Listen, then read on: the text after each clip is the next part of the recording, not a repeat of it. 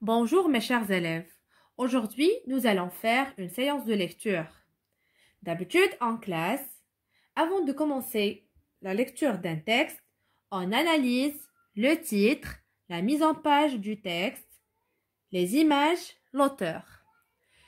Toujours dans le thème Maroc des villes. On va lire le texte de la page 130 du livre. Regardez bien le texte. Je vais vous poser une question. Quel est le titre de ce texte? Le titre de ce texte est Ifrane, une ville à la montagne. Deuxième question. Comment s'appelle l'auteur du texte? Ce texte a été écrit par Régis Delpech. Maintenant, on va passer aux images. Regardez bien, qu'est-ce que vous voyez dans la première image? C'est la carte du Maroc situant la ville d'Ifrane. La deuxième image, on a le célèbre lion sculpté en pierre.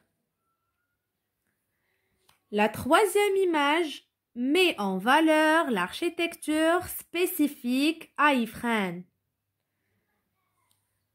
Dans la quatrième image, on a un paysage de la ville d'Ifrane sous la neige. Et la dernière image représente le parc national d'Ifrane. À partir du titre, la mise en page du texte et les supports qui le composent, qu'est-ce qu'on peut dire sur ce texte? Oui, on est devant un texte documentaire. Et qu'est-ce que ça veut dire un texte documentaire? Il sert à informer les lecteurs. Régis Delpech a écrit ce texte pour nous informer sur la ville d'Ifrane. Maintenant, on va fragmenter le texte en unités de sens, ou bien on va le découper en paragraphes. Ce texte se compose de deux paragraphes. Le premier paragraphe commence de la ligne 1 jusqu'à la ligne 19. Le deuxième paragraphe commence de la ligne 20 jusqu'à la fin du texte. Maintenant, on va essayer de lire le texte de la page 130 en commençant par le titre. Ifrane, une ville à la montagne. Ifrane est une ville à la montagne. Ifrane est une ville d'environ 50 000 habitants. Elle est située dans le Moyen Atlas, à 1713 mètres d'altitude.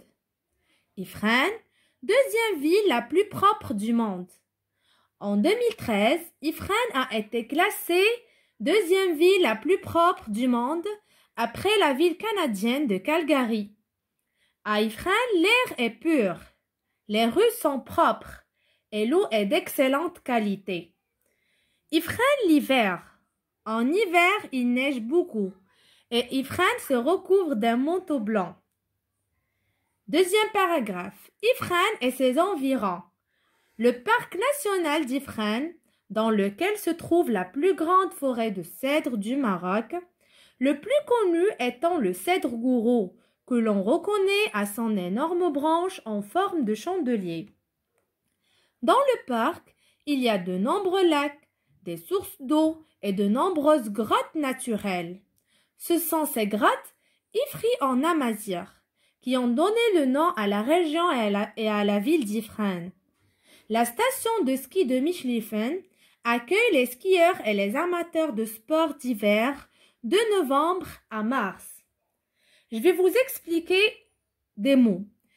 Altitude, c'est la situation d'un lieu par rapport au niveau de la mer. Excellente qualité, très bonne qualité. Donc, qu'est-ce qu'on peut conclure à partir de ce texte? Ifrane est une petite ville. Le nombre de ses habitants ne dépasse pas les 50 000. L'environnement à Ifrane est très particulier. L'air est pur, les rues sont propres et l'eau est de très bonne qualité. Le nom de la ville vient du terme amazigh Ifri, qui veut dire grotte. L'arbre le plus connu à Ifrane est le cèdre gourou. On le reconnaît à sa forme de chandelier. J'espère que vous avez bien compris le texte. Essayez de le relire à la maison. Les questions qui ont un rapport avec ce texte seront publiées plus tard. Et au revoir.